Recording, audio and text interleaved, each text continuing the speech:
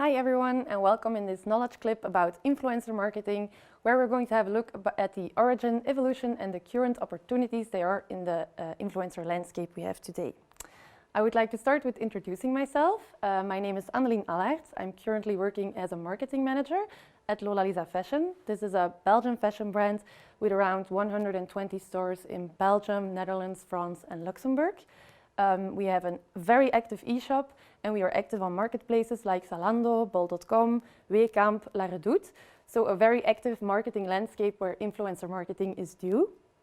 I have 10 years of experience in digital marketing. I really focused on these 10 years on the digital marketing landscape, and I've been working on influencer marketing since the very start in 2010. Here's a little overview of what I would like to discuss with you today in this knowledge clip. We're going to have a look at what is influencer marketing and how did it actually evolve. We're going to have a look, secondly, at influencer marketing as it is right now in 2021. I want to have a look at the different types of influencer marketing you can use in your marketing plan, the different types of influencer marketing you can exploit, how you can track influencer marketing, so how can you measure your success. And lastly, I want to have a look at the most important thing, and that is what is the value of this type of marketing. So we'll start with the big question. What is influencer marketing and how did it evolve? So for this first part, I'm going to read a really long definition. It's a mouthful, but we need this to start our presentation, so you're all aware of what this type of marketing is. So influencer marketing is a type of social media marketing that uses endorsements and product mentions from influencer individuals who have a dedicated social following and are viewed as experts within their niche. Phew, that's a mouthful, but that's the definition of influencer marketing as we know it today. So influencer marketing works because of the high amount of trust that social influencers have built up with their following, and recommendations from them serve as a form of social proof to your brand's potential customers. So voila, now we have a look at the definition. But is this something super new, influencer marketing? Is it something that has just arisen, or is it something that has been around for a long time? At some point you could actually say that the first influencers would be queens and popes and people of royalty, but when we look at the advertising landscape, here's the first influencer that ever existed. You're looking at Aunt Jemima. I don't think that anyone will know her, but in 1890, she's seen as the influencer pioneer. Nancy Green was hired to be the face of a pancake mix called Party Pancakes, and she represented a popular character from a local minstrel show. So they used her character to really influence a generation of buyers, and these pancakes became the most popular food in the States and even hit Disneyland because of this popular influencer that endorsed the brand. When we then go a bit further on the timeline, when we look at 1900 until 1960, we can see that celebrity endorsements and recommendations take form. So 1950 is really the era of the Marlboro Man, and we see the rise of Hollywood.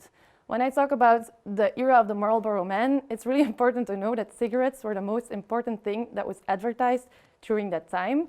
And marketeers were looking at a way of how can we influence people to buy our cigarettes. Marlboro decided to work with the Marlboro Man, and this was a symbol that was associated with being a macho and very masculine in and around the 1950s. He was an icon portrayed by various actors to make smoking look trendy and hot. The Marlboro Man was one of the biggest influencers of that time and endorsed the cigarette brand Marlboro until 1999. So a super important pioneer in influencer marketing. And then you all know that around 1950, Hollywood started taking form and started taking over. And a lot of Hollywood stars also started taking over the influencer marketing landscape. Celebrity endorsements kept on growing, and here you can see some examples of Marilyn Monroe that is endorsing products in the beauty market. And yeah, it's a very important form of influencer marketing around that time. It's not only Marilyn Monroe, a lot of stars were used to endorse products in that era. When we then go a bit further on the timeline and we go from 1960 until the nillies, we can see that celebrity marketing continues. Nothing new has been found, but a lot of celebrities keep on growing and continuing, and they keep on using celebrity endorsements to sell products. You see Coca-Cola, who did a super famous campaign with I've kissed Elvis, I've kissed Marilyn, I've kissed the Beatles, and it was really important to have celebrities that endorse your products. And marketeers also started to recognize the opportunity to track how well their influencer marketing was going by adding things like coupons. When they were endorsing a star, they would add a coupon to see how many people were influenced by this particular famous person. In 2004, we see the birth of social media, and that's when the whole influencer marketing landscape starts changing drastically. In 2004, Facebook is born, and it changes the whole advertising landscape completely. And in 2010, we see the birth of Instagram. You can still see the old logo there of Instagram that I have still worked with on my phone. I don't think anyone that's watching this clip will still recognize it, but I've actually seen that first version of Instagram and worked with it also on types of advertising. And it's interesting to see how it evolved. In 2010, with the birth of Instagram, we see a rise of influencer marketing on social media. Millennials and Gen Zers have disrupted trends in consumer behavior, and they have changed the history of influencer marketing as we knew it. They need social proof before they decide to buy anything. What does that mean? Brands that have clothes, beauty products, even medical products, cars. No matter what the product is, influencer marketing is used to get the message across and to get people to buy that actual product. So now we had a bit of a look at how it evolved. So it started with Nancy Green. It developed into celebrity marketing, and then we saw influencer marketing as we know it today on Instagram and Facebook. So what I would like to do now is have a look at the current state of the influencer marketing landscape and see what the major touch points are there. You can agree that almost all brands today have adopted influencer marketing, and I'm just going to have a look with you together what are the major different touch points that marketeers look at today when they set out an influencer marketing strategy. So the first thing that you need to reckon with when you set up an influencer marketing strategy is that there is a big difference between micro and macro influencers. When you talk about micro influencers, you talk about influencers that have 1,000 followers up to 10,000 followers. When you talk about macro influencers, you talk about influencers that have up to 1 million followers. What's the difference between the two? Because you might think, okay, if you, as a marketeer, you have the choice between a macro influencer that has a major reach and like a tiny influencer with only a few thousand followers, why would you go for a micro influencer? Well, the answer is engagement. A micro influencer often has a higher engagement rate than a macro influencer. That makes sense because a micro influencer is very involved with his or her community. They can still keep that one-to-one contact with the persons in their community. For a macro influencer with a very broad reach, up to millions, that's a mission impossible. But they have a broad reach. So as a marketeer, the best choice you can make for a campaign is to make a nice marketing mix between micro and macro, between engagement and reach. Another thing that I wanted to have a look at is the difference between TikTok and Instagram in influencer marketing. You might think, why TikTok and Instagram? There's so many social media. You have YouTube, you have Twitter, you even have Clubhouse now. There's a wide array of social media. But I want to zoom in on TikTok and Instagram because those are the two main influencer marketing channels that rise on the market today. Instagram is actually the most active influencer marketing channel there is. There's no discussion, period. It's Instagram. But TikTok is giving Instagram a run for its money. It's the fastest growing influencer marketing channel on the social media market today. So what are the differences between Instagram and TikTok? On Instagram, you can speak of broad fan bases. You have, even if it's a micro influencer, you're talking about a broad fan base that follows someone on Instagram. When you have a look at TikTok, you're really looking at more loyal and niche followings, often super small groups. Sometimes the numbers are high, but you're really talking about an engaged audience, whether it's micro or macro. On Instagram, you have a variation of media. You have feed pictures, you have stories, you have reels, Instagram TV, even Instagram guides. And it's not a surprise that Instagram started pumping up all the different media on their social media because they really want to give TikTok a run for their money. So they decided to install Reels and Instagram TV so they can also be a competitor when it comes to online video. Because as we all know, TikTok is online video only. Instagram works with a broad target audience where the main target is 16 up till 35 years old. Of course, you have different ages in the fringes of this group, but the main target is 16 up till 35. And when you then have a look at TikTok, you will see that it is a super young target audience, and there the main target audience is 10 up to 24 years old. Also, again, other ages in the fringes, but those are the main target audiences. Now, when you have a brand, you will always know what your target audience is for your brand. If you want to start up a brand, you have to decide for yourself, okay, who is the customer that I want to address? So when you then start to have a look at your influencer marketing strategy, it's important that you look, okay, where is my customer? How old is he or she? And where can I target them? So that helps you to also make decisions between which medium will I choose. Instagram and TikTok are the biggest ones, but if you would like to target, let's say, 60 plusers, then Facebook might be a solution. You really need to have a look at the whole landscape, but when it comes to influencer marketing, these two are the ones to go. And then there's a last difference between the two that I wanted to touch upon, and that is that Instagram really harbors super stylized content. It's very aesthetic, it's very pretty, it all looks super picture perfect. And on TikTok, you work with more real, authentic content. And also sometimes a bit more fun content, if we're being honest. And then if we have a look at this difference that started to exude on Instagram and TikTok, I think we can see an important trend that starts in the whole influencer marketing landscape. And that is that there's a super big shift that comes from the followers, and they want for influencers to keep it real. It's really a demand by customers and by fans right now that that influencers should be more vulnerable and more real in their content. When we have a look at the timeline again, from 2010 up till 2018, you could see that there was filters, editing, no mistakes allowed, everything had to be picture perfect, and an influencer had to take you into this kind of dream realm where we all wanted to be, what we all aspired, and it takes us a bit back to the celebrity endorsements that were happening before. It was a dream world where you wanted to aspire to. But then in 2018, a counter movement started, and the Instagram versus reality trend starts, where people start to make fun of that picture perfect, and when they start to question how that is even possible, where they start to see the pressure that puts on people. And so the demand rises to display more vulnerability and realness on social media. So that's a big trend that we're perceiving right now, that authenticity is everything and that the social media community wants to see more realness. So that's also very important if you, for your brands or your company, are making decisions on how you want to set up your influencer marketing strategy. You need to keep in mind that you need to keep it real. It's super important.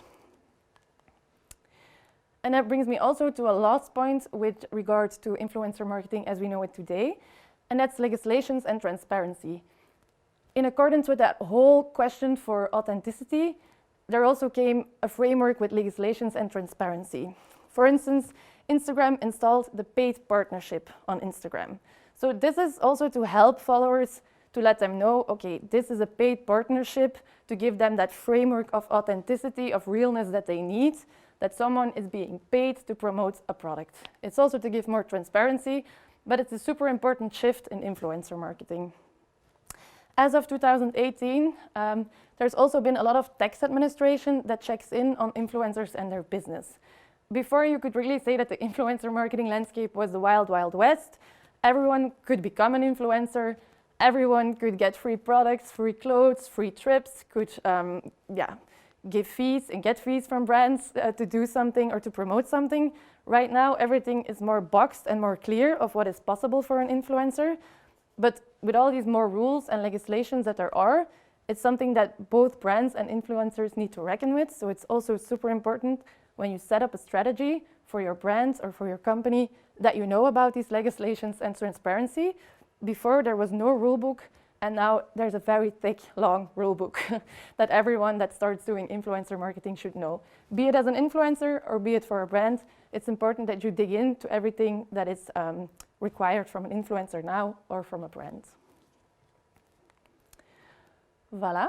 So now we had a look at the origin, we had a look at how the influencer marketing landscape is evolving today. So now I want to dive in a bit more and look at the different types of influencer marketing that you can distinguish between today. I think for all marketeers, we can distinguish among 4 main types of influencer marketing. The first one is traffic and clicks. So you can push for clicks, traffic, and ultimately sales when you do a traffic and clicks campaign. It's ideal for YouTube, blogs, Instagram stories, and lots of business choose this strategy to really push a product or to really get people to visit a website. I think anyone that's been on Instagram has seen these kind of stories where an influencer promotes a certain product and invites you in the last story to swipe up and buy the product. This is a very important strategy for a lot of companies that offer products, like Lola Lisa Fashion, the company where I work. We use this a lot to promote certain dresses, certain products, and to get the message across. A second important influencer marketing type is called UGC, user-generated content. It's a great way to fill the internet with solid content containing your product and brand. So rather than asking an influencer to post to their social media accounts, UGC is often best positioned on the accounts of the company itself. While some use it on their websites, others create ads based on user-generated content. And what you see here in these examples are from Lola Lisa. We even use the images in stores to display them on screens, and we feature them on our website. We have a dedicated page where we ask anyone to become part of our community by using the hashtag Lola Lisa Together. And how does that work with regard to influencers?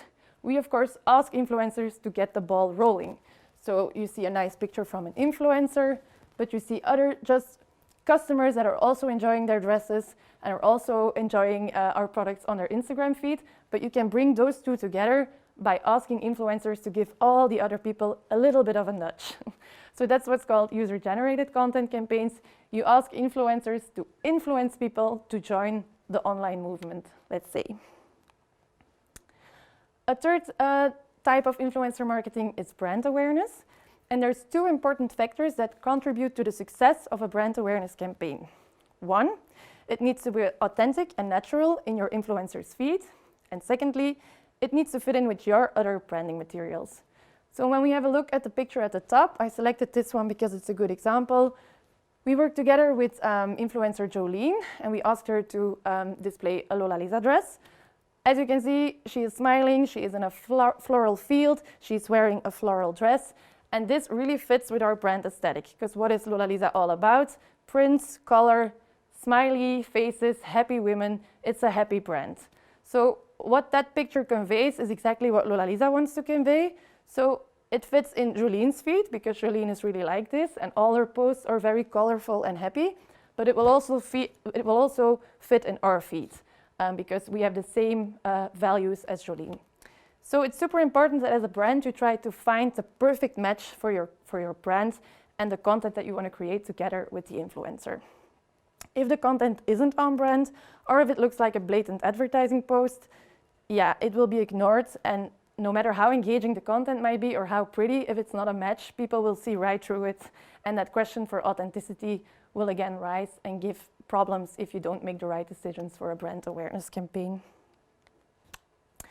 And then the last way to do influencer marketing, that's a super important one for marketeers, is a content creation campaign.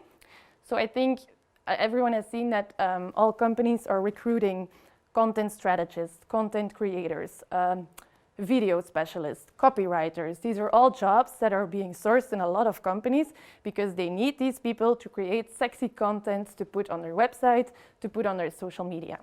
But content creation has a big price tag. It's very expensive because if you want nice pictures, animated videos, and good copy, there's money to pay.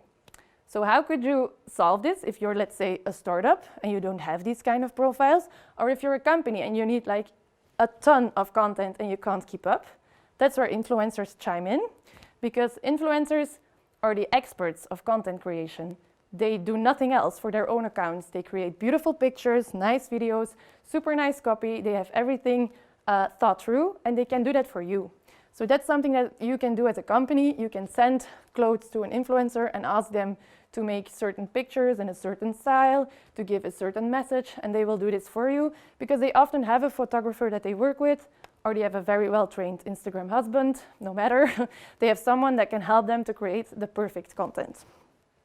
Something else that you can do within this content creation realm is that you can use influencers' know-how for your in-house content creation. So I put here an example of Lola Lisa where we use influencers to help us in our styling challenge. So we ask our fans to pick an item, and then we invite influencers to style it in 3 different ways. This is also a very easy way to generate content because the only thing that we need to do is send the items to the influencer, and the influencer delivers a super nice video back in our mailbox without a lot of fuss. Okay, it also has a price tag, but you will see that the price tag is much lower than when you do it all yourself. So you can really see that influencers can help you in this process and are a valuable asset, especially for startups, but also for big companies that have a lot to say. Voilà, so we had a look at the origin, we had a look at how influencer marketing is looking today. We had a look at the 4 different ways of doing influencer marketing. And then now I would like to have a look at how you can track all these different kind of campaigns. Because if you're a marketeer, you need to be able to measure your success. It's super important. So I listed the different ways of how you can track an influencer marketing campaign. And the first one is by handing out tracking links for a traffic campaign. So you remember the first type that we discussed was traffic and clicks. If you would like to track that, you can hand out tracking links. I don't know if you've seen this, but if you click on a link on YouTube or you swipe up in a story, you won't get a super simple link that just says lolalisa.com/dresses. You will get a link lolalisa.com/dresses and then 1,000 symbols, words, hyphens, things that won't make sense to a normal person, but that will make a lot of sense to a marketeer. Because all these things are added just to be able to track who is clicking on that link, where and when. You can get nice reports of this, you can get an overview of everyone that was interested in your product, and as such you can track whether you had a right match with the influencer. If you have a lot of clicks and a lot of sales, then you know you hit jackpot. If you didn't, you can track it by checking these tracking links. Another way of measuring your success is by creating a specific hashtag to track it. So this is more useful for the example that we talked about in the user-generated content department. So you choose a hashtag and you check how many people are using it. Is my community coming alive? Is the influencer that used this hashtag to get the ball rolling? Is she getting the message across? Is this hashtag coming to life? It's something super simple that you can measure by installing one that fits your brand. A third one is by handing out discount codes. So this one can actually work across all the different types of influencer marketing. You can ask an influencer to add a discount code for a certain product. I think we've all seen this on Instagram, that they give a certain code of discount, influencer's name, XX. You have to give that in your shopping cart in the e-shop and then you get a reduction. It's a super easy way, again, to check whether the influencer is a match with your brand, whether a lot of customers found you through that influencer, and whether they think the product is appealing. Because if they think the product is appealing, a discount code will give them the nudge to start shopping on your website. So that's also a very important one for marketeers that want to check the success. A fourth way of checking your success is by working with influencer platforms like Collaborate and Influo. So these are the names of influencer platforms that you can see as actual dashboards where all information about all influencers you're working with is gathered in one place. It's also super handy because you can use these platforms to start a pitch.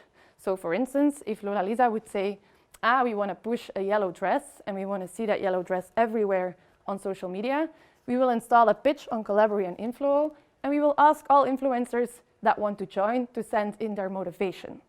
So what then happens is that the next day you have 20 messages in your inbox of influencers saying what they would do with the dress. If we take the example that we saw before, maybe someone will say, I will go to a tulip field, I will do a nice shoot, I will portray it like this and like that. And then the only thing that you need to do as a brand is agree or disagree with the motivation that they gave.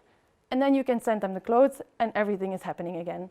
And the most beautiful thing about these platforms is that influencers are obliged to send in the input of what they made on that platform. So all the pictures that have been made, all the likes that have been gained, all the comments you can check on those platforms, which makes life super easy for a marketeer that works for a big brand and has got a lot to handle. And then a last way to track your success is by setting up a giveaway to win and track followers that connect to your brand. I think we've all participated in one of those giveaways because it's an easy way to win something and it's a bit fun. And for a brand, it's also a nice way to see whether an influencer is a match. Because if you get a lot of followers out of a competition like that, you can already know, okay, so the customers that I'm trying to connect to, they're really found on this influencer's platform because they're coming to my platform as well. And then if the giveaway ends and you keep these followers, they're not just giveaway followers because you have those kind of people too. If you still keep a nice amount, if you only lose, let's say, around 15%, then you have a super nice match between influencer and brand, and it's yet another way to track your success. So the last thing I wanted to have a look at with you, because we now saw how it evolved, we saw how it's looking today, we saw the different types, and we saw how you can measure it. But I think the most important thing that we need to address today is it valuable? Is it merely a hype, or does influencer marketing really work? And for that, I'm going to close this session with some statements that give an idea of influencer marketing today and where it's going. So according to Business Insider, influencer marketing is likely to become a 15 billion industry by 2022. That's a whopping number. That's really a lot of money, and a lot of marketing money that will go in, a lot of money that will come out. So I think it's a force to be reckoned with. Influencer marketing is giving traditional marketing a run for its money, as it's more effective at engaging audiences than the more traditional media like TV, radio, print, or outdoor billboards. And what we saw in the slide before, how you can track influencer marketing, that's also something that traditional marketing cannot offer you. You cannot track whether an outdoor billboard really performed, yes or no. It's a bit guessing. Before, that was the only way to do marketing, but with everything that's digitalized right now, you can track, and it's of course something that marketeers will give their preference to because it will help them to measure their success. So that's also why you can see that traditional marketing is going a bit down, and that influencer marketing and other digital marketing is going up on the ladder. 92% of consumers say to trust recommendations of people they follow on social media. That's another whopping number, because 92%, that's a lot of people. And if you're a marketeer, you would like to pick your grain of that amount of people that trust an influencer. So yeah, there's a big market there of people that you could find and attract to your brand. So it's something that people will keep on using if that's the amount of people they can address. And then the last one is that customer acquisition rates and ROI. ROI is short for return on investment. From influencer marketing keeps on increasing and increasing. They can just see that it's going like this. And that's an important thing to know as a marketeer. If my return on investment will increase, it's something that I need to do. If my customer acquisition rate will increase, it's again something that I need to do. So if we have a look at these statements, I think we can agree that almost all brands that have adopted it now will become all brands will have adopted influencer marketing by 2023. And then I would like to close this session with a quote that I think all marketeers adhere to and keep in the back of their heads when they're thinking of campaigns and strategies. And that is that people do not buy goods and services, they buy relations, stories, and magic. And I think a lot of magic can be found in the influencer marketing realm. So thank you for listening to this knowledge clip, and I hope you learned a bit more about influencer marketing and you can use it in your future plans. Thank you.